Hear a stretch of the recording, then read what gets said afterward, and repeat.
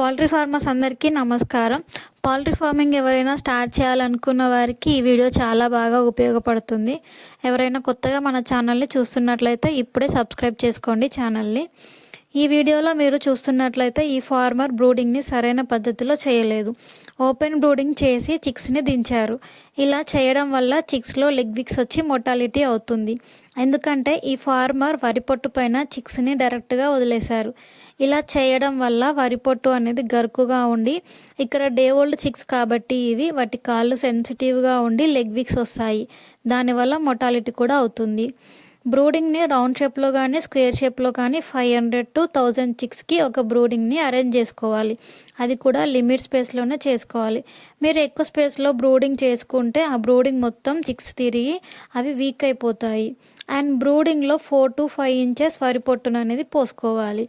ఆ వరి పొట్టు పైన న్యూస్ పేపర్ అనేది కంపల్సరీగా వేయాలి. ఇలా న్యూస్ పేపర్ వేయకపోతే వరి పొట్టు గరుకుగా ఉండి చిక్స్ కాళ్ళకు గుచ్చుకపోయి లెగ్ విక్స్ వస్తాయి. అప్పుడు దానివల్ల మోర్టాలిటీ అవుతుంది.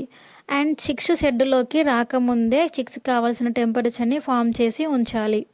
అప్పుడే చిక్స్ని దించుకోవాలి. ఈ విధంగా బ్రూడింగ్ని చేయడం వల్ల చిక్స్లో మోర్టాలిటీ తగ్గి చిక్స్ గ్రోత్ పెరుగుతుంది అండ్ లాభాలు కూడా పొందవచ్చు. Thank you for watching.